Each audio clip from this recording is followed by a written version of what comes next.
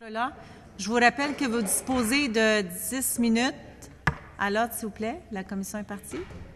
Merci. Alors, je vous rappelle que vous disposez de 10 minutes pour faire votre présentation et par la suite, on passera à une période d'échange entre les élus.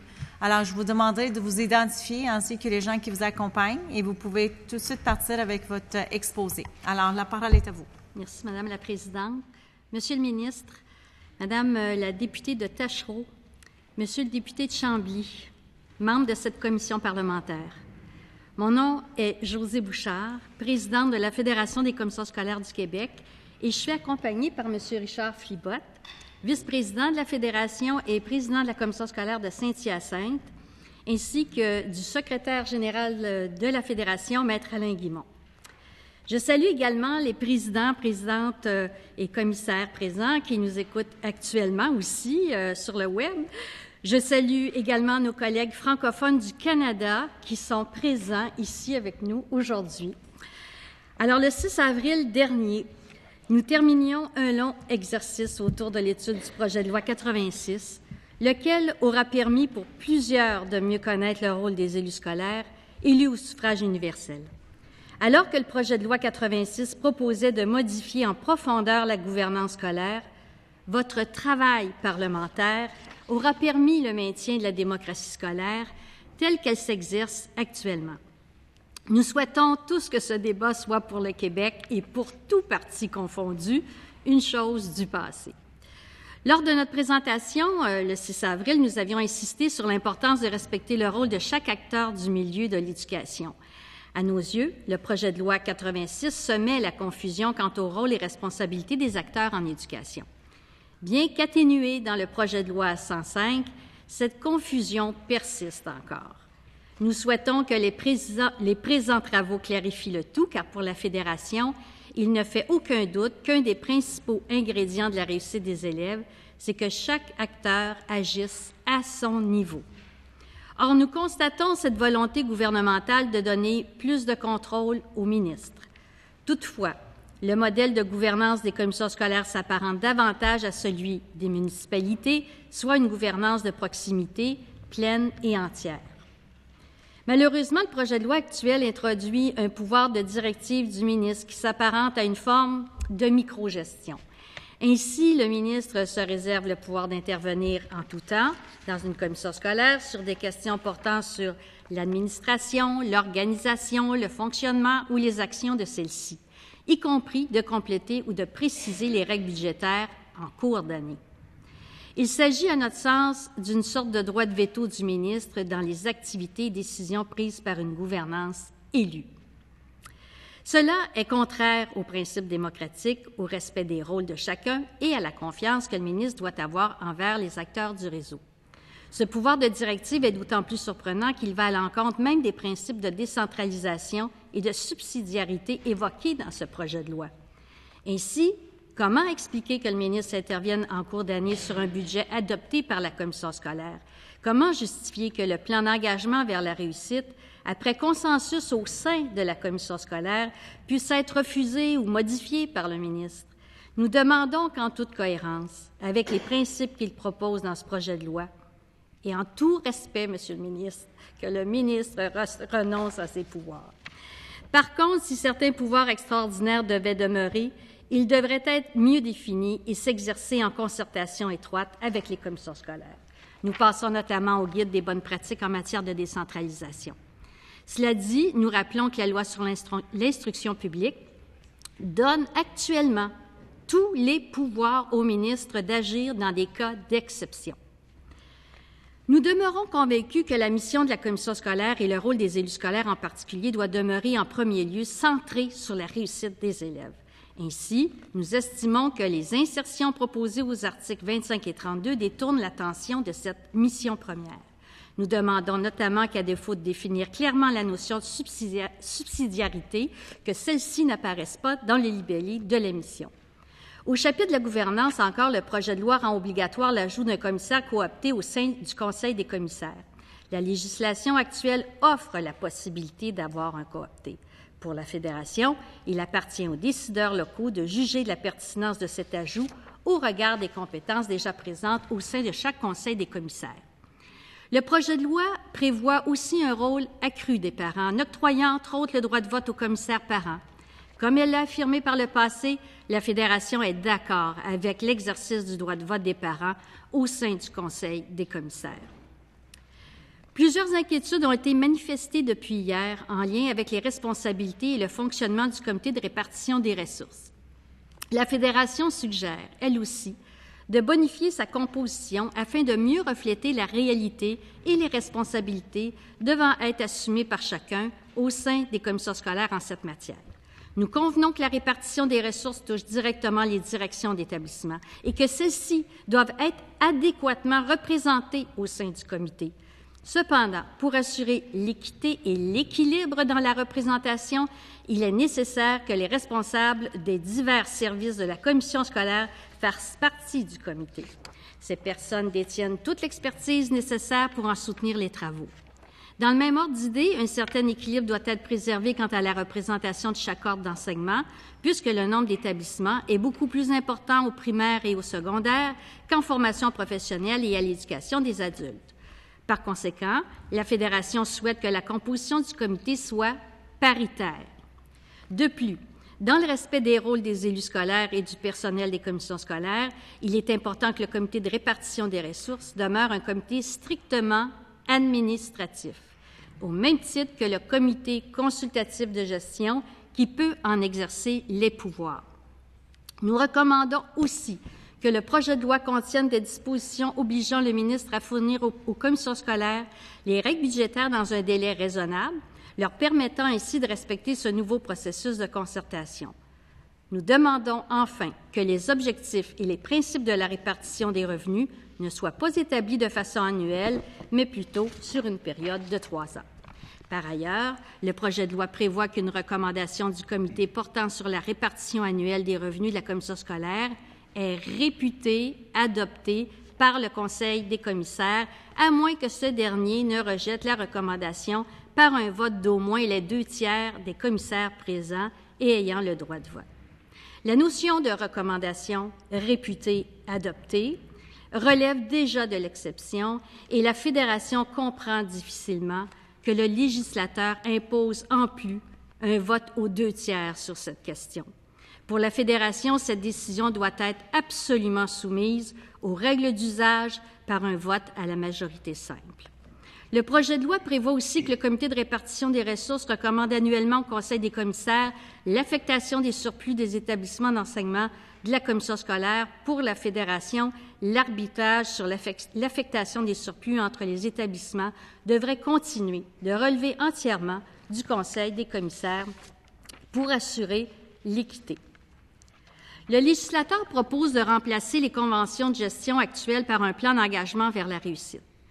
La Fédération est soucieuse de l'arrimage qui pourra être fait entre l'actuel plan stratégique d'une commission scolaire et son plan d'engagement vers la réussite.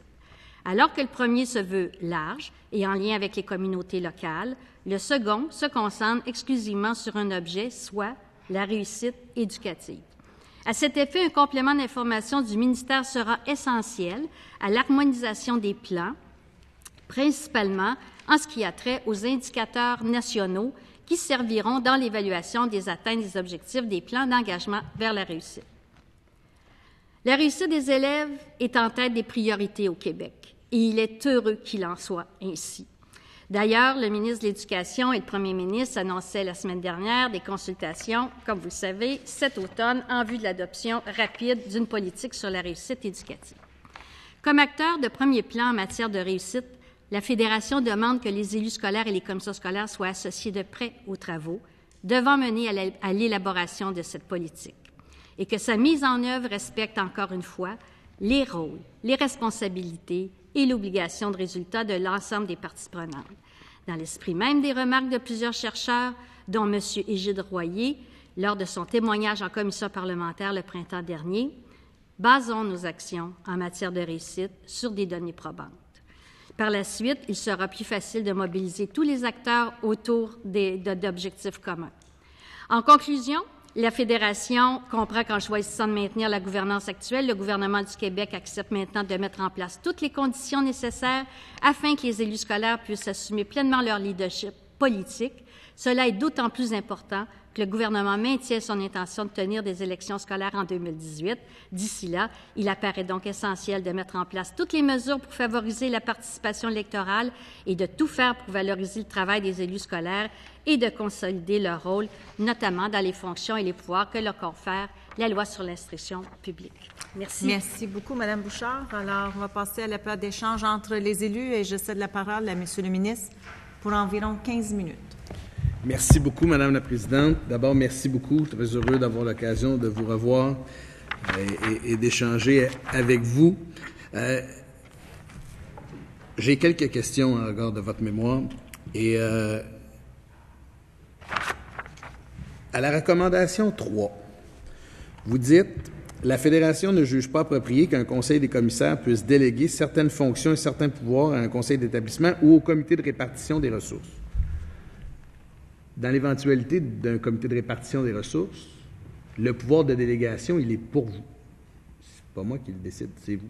Oui. Expliquez-moi pourquoi vous n'êtes pas à l'aise avec le fait que vous pourriez déléguer vous-même, selon vos choix, à un comité de répartition des ressources certains pouvoirs. Bien, en fait, on fait appel dans cet énoncé-là à, vous savez, au concept de l'imputabilité. Dans le fond, c'est ça que ça touche comme tel.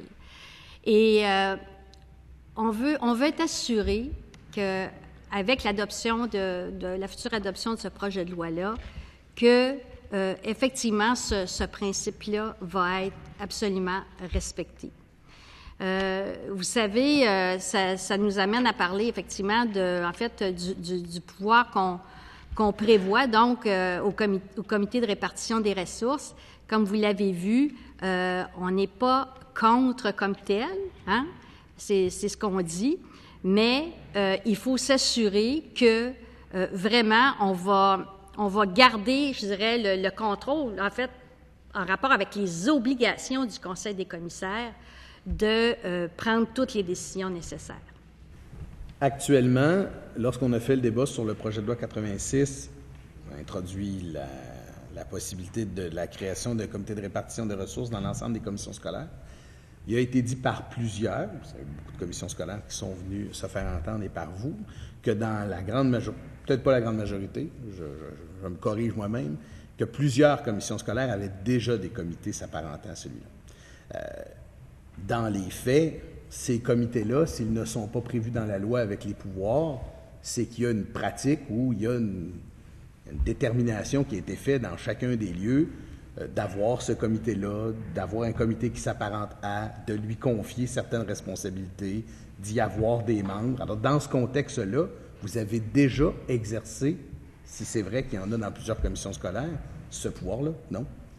Bien, en fait, c'est une délégation par rapport, je dirais, à déjà une préparation du budget, parce que c'est important de dire, parce que c'est pas clair ça non plus dans la loi, puis c'est une demande qu'on vous fait, c'est de s'assurer que le travail qui est fait là, qui soi-disant est délégué, va respecter aussi tout le processus qui nous amène à adopter un budget, finalement, à affecter toutes les ressources dans une commission scolaire et qui est décidé en bout de course par le Conseil des commissaires. Et ça, c'est un travail qui s'échelonne sur plusieurs mois, qui respecte plusieurs niveaux de consultation, plusieurs comités sont interpellés, on a même des obligations dans la loi et tout ça. Alors, c'est de s'assurer de ça. Puis comme je vous l'ai dit, on n'est pas du tout contre ce comité-là parce que vous et moi, on n'est pas capable de savoir exactement qui le fait vraiment, puis qui peut-être le fait moins, ou en tout cas à vitesse variable. On n'a pas le portrait, c'est pas le mandat de la Fédération d'aller chercher ça non plus, mais on comprend le ministre de vouloir s'assurer que, en tout cas, ça va être fait partout.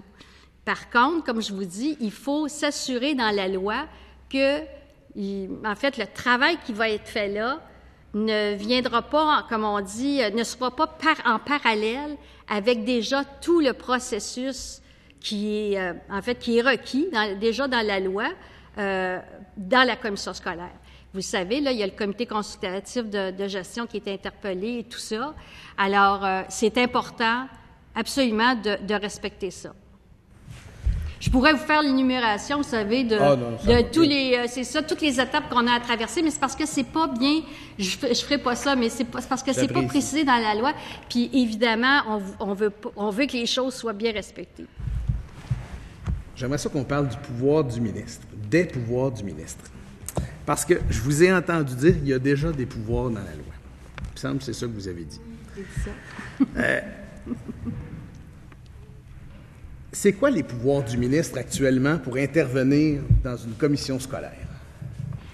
Alors, c'est une question, si vous voulez, Madame la Présidente, je demanderai à Maître Guimond il pourrait, je pense, répondre à cette question-là vraiment de façon très concise et précise. Allez-y, M. Guillaume. Alors, Madame la Présidente, il s'agit d'une question qui comporte des éléments juridiques. Alors, la loi sur l'instruction publique actuelle accorde au ministre de l'Éducation des pouvoirs lui permettant d'intervenir dans des situations d'exception, des situations exceptionnelles auxquelles vous référez depuis 2 jours. Le premier pouvoir que le ministre possède, c'est celui prévu par l'article 477 qui lui permet de retenir en tout ou en partie une subvention versée à une commission scolaire si la commission scolaire n'observe pas une disposition de la loi. Alors, il nous apparaît qu'il s'agit d'un pouvoir important que le ministre possède déjà. Par ailleurs, au niveau des dispositions concernant la tutelle, on propose de modifier le titre maintenant pour que ça devienne des mesures de contrôle.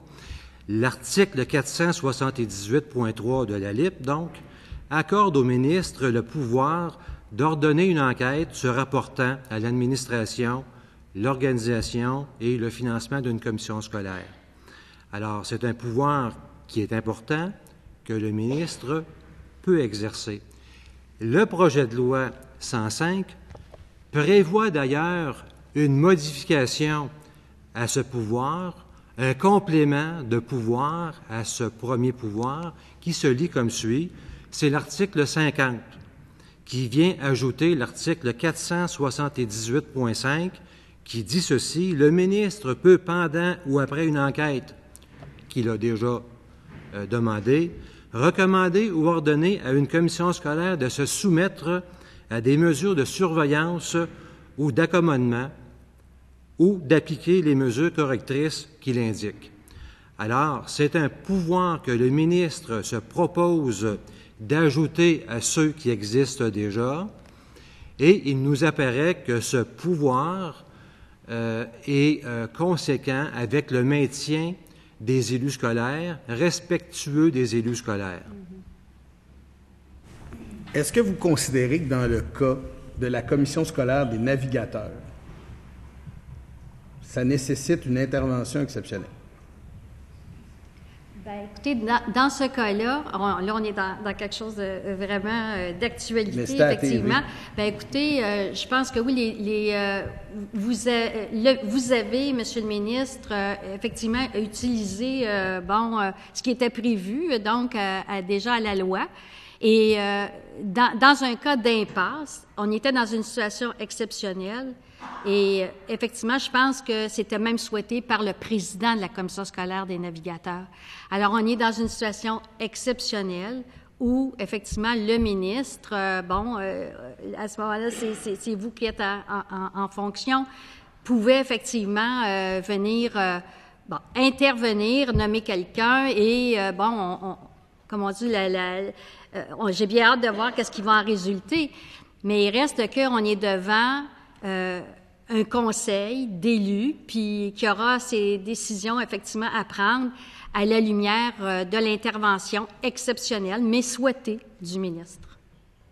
Est-ce que vous êtes d'accord avec moi que lorsque j'ai constaté les pouvoirs à la loi, parce que c'est un exemple, c'est un cas réel qui vient après la rédaction du projet de loi 86 et de la rédaction du projet de loi 105. Donc, voilà une application, là, je dirais un peu inusitée, ça n'a pas été écrit pour ça.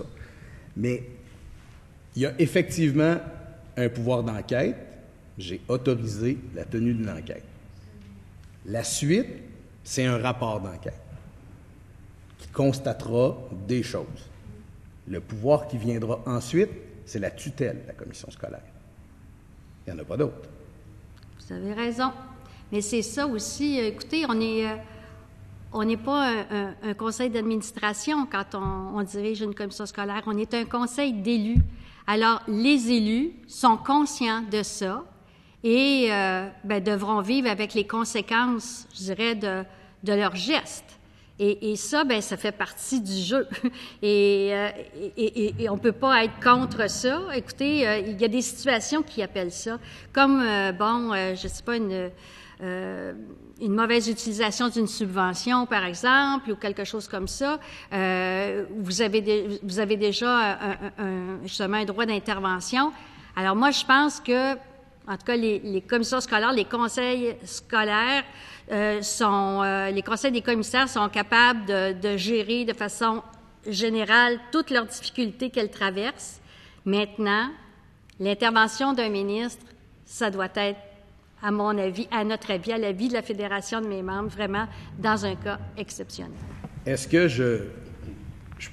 que vous seriez à l'aise, ou en tout cas dans ma perception, prétention, la vision que j'en ai est la suivante.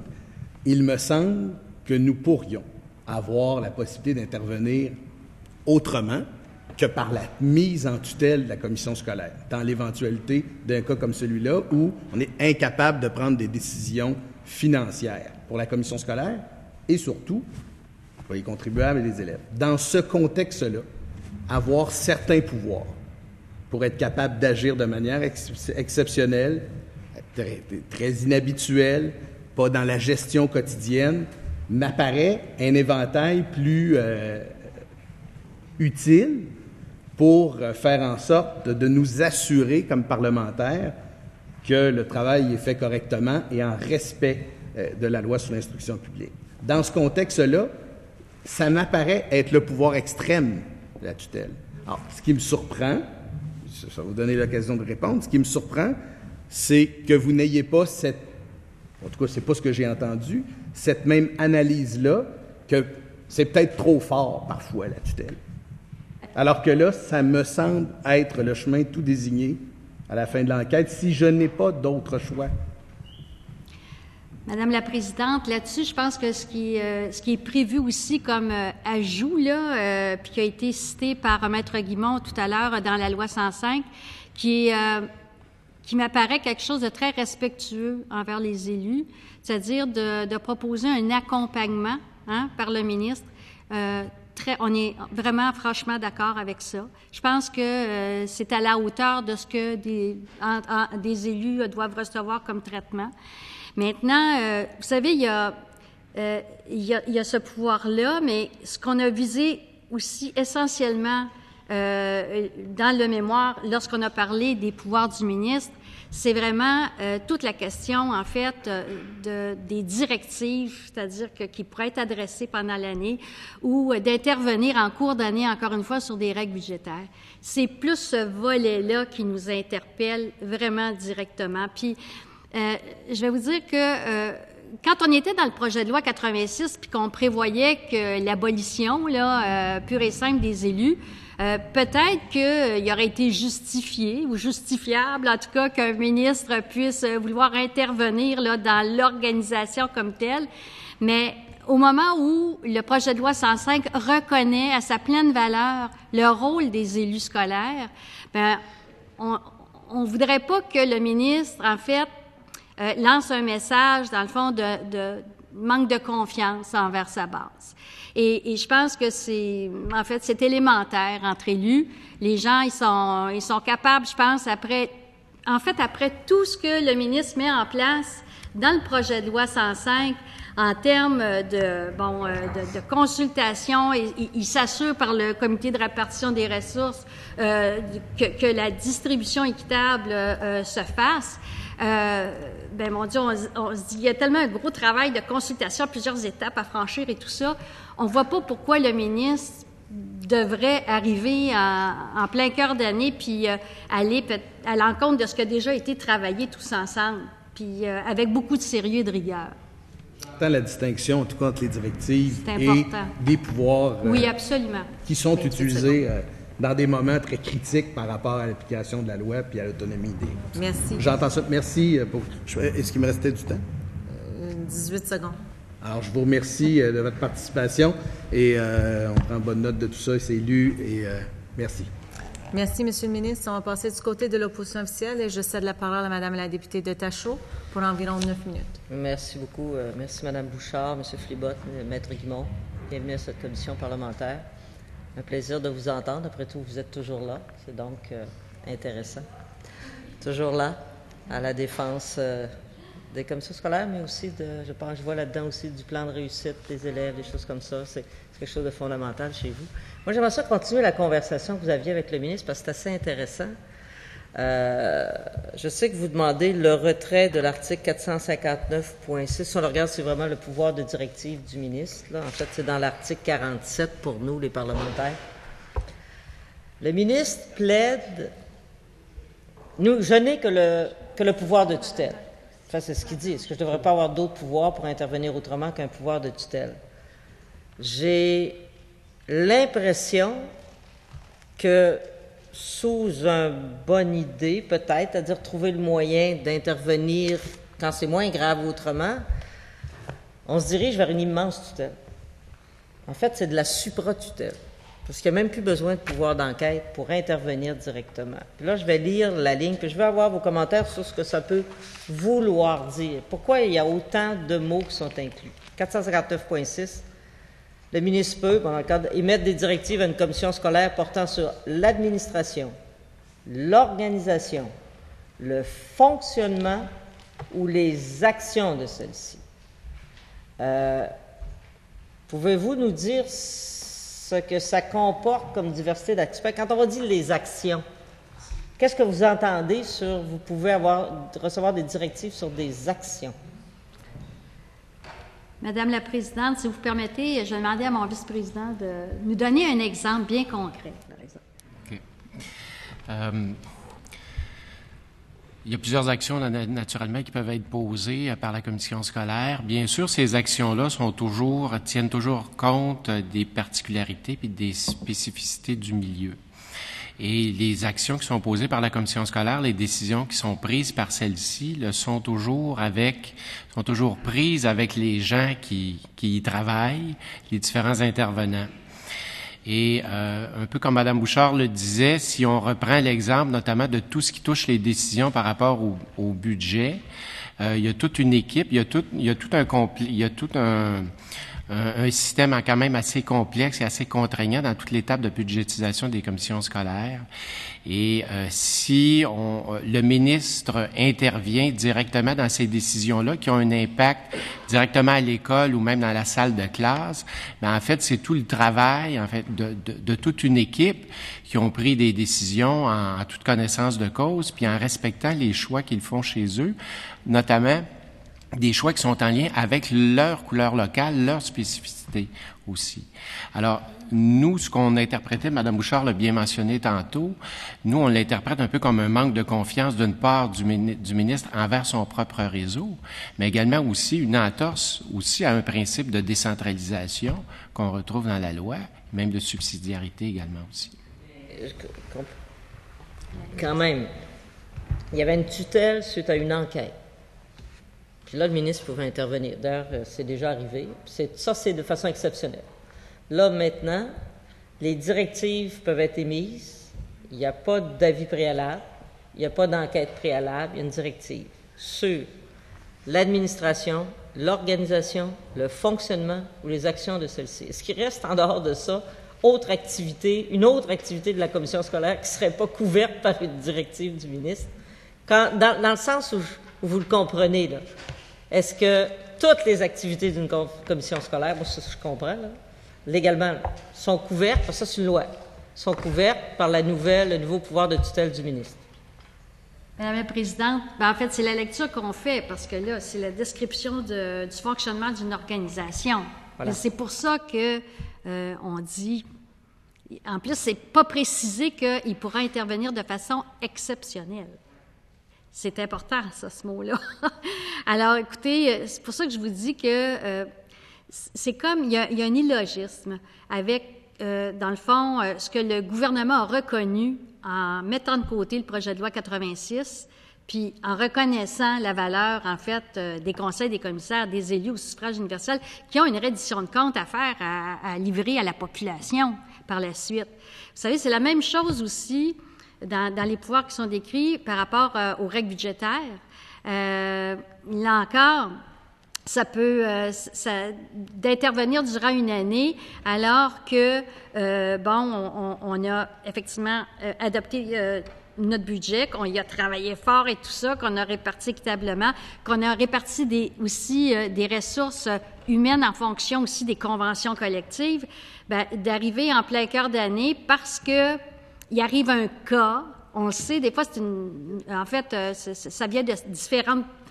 c'est des pressions qui s'exercent quotidiennement par toutes sortes de voies, des voies de communication parfois, et qui font que, on va décider, oui, du jour au lendemain, le ministre va dire, oui, je vais régler ça, et puis, c'est sur quelque chose qui est plus à caractère populiste, puis qui n'est pas basé nécessairement sur les données probantes, puis qui va faire que là, oups, s'il arrive une nouvelle directive ou règle, puis il faut qu'on, comme on dit, on a l'obligation de répartir la somme qui va descendre dans la commission scolaire ou directement dans les écoles, comme ça a été fait au printemps dernier.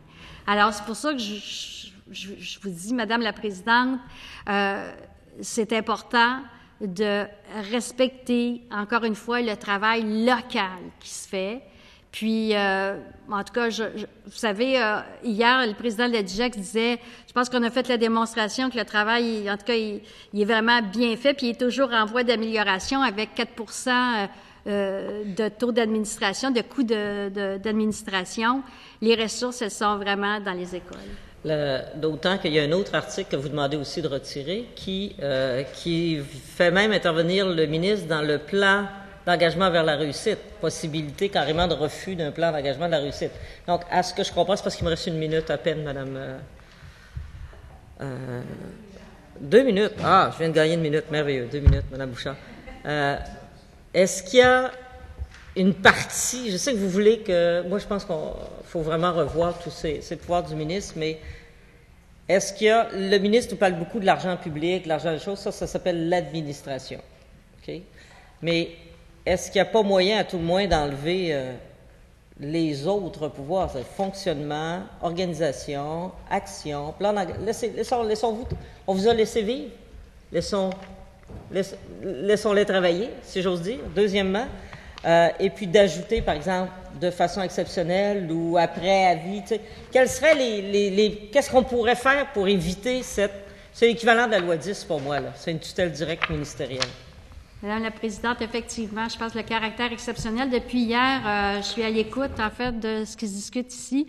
Je pense que en tout cas, ça rallierait aussi vos discussions entre le gouvernement et l'opposition. C'est ça que j'ai vu, là, à travers le caractère exceptionnel. Mais une fois de plus, c'est important de respecter le travail local qui se fait, puis dans effectivement l'élaboration des nouveaux plans d'engagement vers la réussite. Vous savez que c'est un travail énorme qu'on va devoir faire. Ça remplace le plan stratégique. Souvent, ce sont des travaux qui s'échelonnent sur près d'1 an avec beaucoup de consultations. Alors, je vois pas comment le ministre là, pourrait venir dire aux gens qui ont travaillé fort là, de changer les choses. Il me reste une seconde. Oui, vas-y. L'autre intervenant a dit on devrait peut-être mettre ça sur la glace en attendant la fin de la consultation. Pensez-vous que ce serait une bonne idée?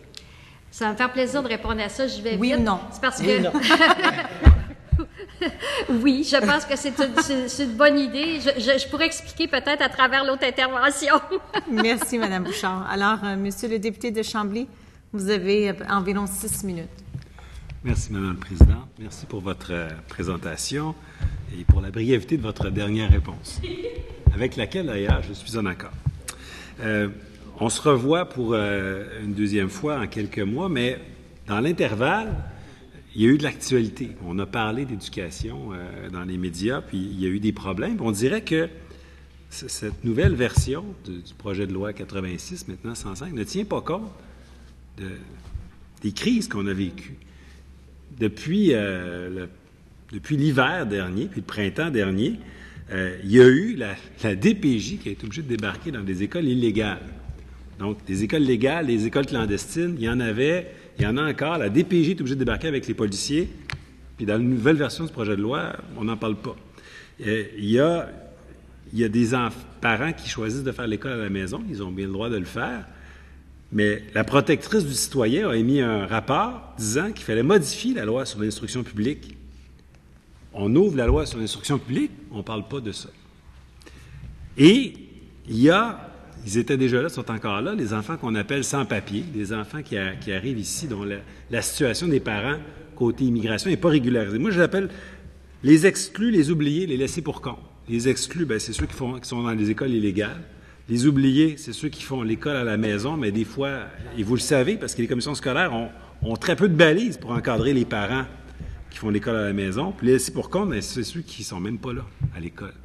Est-ce que vous pensez que, pour ces trois problématiques-là, bien spécifiques, on ne devrait pas profiter du fait qu'ensemble, on ouvre la loi sur l'instruction publique avec, j'espère, l'intention de l'améliorer? Est-ce qu'on ne devrait pas profiter de cette opportunité-là extraordinaire pour corriger ces trois situations? Je suis très heureuse de votre question parce que ça va me permettre aussi d'ajouter quelque chose. Moi, j'ajouterais aussi la taxe parce qu'on n'en parle pas. Puis vous savez que ça a fait la manchette aussi cet été. Mais j'ajouterais aussi le fait que ce qui nous interpelle énormément, je dois vous le dire, à travers toutes nos discussions qu'on a eues, c'est le fait que le projet de loi arrive, mais avant la politique aussi sur la réussite éducative, où il y a encore des questions, comme vous le dites, qui ne sont pas réglées. Et je pense que, sincèrement, le ministre a sûrement l'intention, en tout cas la volonté de vouloir les régler. Là, on a eu des discussions, entre autres sur les enfants sans papier et tout ça. Mais le fait que là, on est en train de discuter de ce projet de loi-là qui devrait être adopté avant la politique, puis avec aussi, en fait, le plan stratégique du ministère non plus qui est pas fait et qui devrait arriver après. Mais moi, déjà, nous autres, on se disait, après l'adoption de la politique sur la réussite éducative, probablement que ça va nécessiter la réouverture du projet de loi. Alors, c'est pour ça que tout à l'heure, j'ai dit oui, on devrait peut-être le mettre sur la glace dans le sens où, en tout cas, il y a des choses qui nous apparaissent vraiment évidentes à l'effet que c'est évident qu'il y a des discussions qui doivent avoir lieu dans les prochains mois, au cours de la prochaine année, et assurons-nous que, mon Dieu, le travail va être très bien fait. Ce que je comprends, c'est que c'est tellement tout croche depuis 2 ans et demi qu'on a baissé nos attentes, sérieusement. Juste le fait qu'on arrête de couper dans l'aide directe aux élèves, on dit « fiou ». Juste le fait qu'on ait un projet de loi qui propose certaines améliorations, on dit on va arrêter de détériorer, on va peut-être améliorer un peu. Le fait qu'il y ait une consultation, tout le monde est content parce qu'avant c'était via bulldozer. Donc on a tellement réduit nos attentes que ça passe. Mais dans la vraie vie, ça n'a juste pas de bon sens de déposer un projet de loi dans lequel il n'y a aucun article qui traite des enfants exclus, oubliés, laissés pour compte. On ne peut même pas débattre d'améliorer ces articles-là. Ils ne sont juste pas là. Puis, après ça, il y a une consultation pour faire une politique sur la réussite, mais après qu'il y ait eu le projet de loi, on se dit, c'est moins pire que début 2014, c'est moins pire que début 2015, mais c'est encore un petit peu du n'importe quoi, vous ne pensez pas? Madame la Présidente, nous autres, en fait, pour nous, la Fédération, tous les membres, leur prérogative, c'est pourquoi, en fait, ils se sont engagés aussi en politique scolaire, c'est de faire réussir les jeunes. Et donc, je me souviens que M. le ministre a présenté le projet de loi 105 comme étant un projet de loi sur la réussite lorsqu'il l'a annoncé. Oui, il y a des éléments qui nous démontrent là-dedans qu'il y a un souci de vouloir trouver l'équité dans la répartition des ressources et tout ça. Mais il nous apparaît davantage axé sur la gouvernance et, bien sûr, la politique de la réussite éducative apportera sûrement son lot de réponses, en fait, à toute notre préoccupation par rapport à la réussite des élèves. Alors, c'est dans ce sens-là que je vous dis, pour nous, effectivement, il y a, en tout cas, ça représente, on a à se questionner, dans le fond, sur l'ordonnance, en fait, des étapes qui ont été choisies par le gouvernement. Merci. 20 secondes. Ah, c'est bon. Vous vous questionniez sur la subsidiarité. Hein, vous avez dit, ouais, là, c'est quoi cette affaire-là? Est-ce que vous auriez une suggestion de définition? Parce que de le mettre dans le projet de loi, c'est une chose, mais il faudrait le définir. Auriez-vous une suggestion de ça? Alors, pour nous, il est bien clair, on en discutait encore cet après-midi. Écoutez, tout le monde qui s'est présenté ici, il n'y a personne qui a la même définition. Puis, ça va vraiment requérir une définition, un resserrement, une clarification de cette définition. Merci, merci beaucoup, Mme Bouchard, M. Guillaume et M. Philibot, pour votre présence aujourd'hui. Je vais suspendre quelques instants pour permettre le prochain groupe, la Fédération québécoise des directions d'établissements d'enseignement, de prendre place.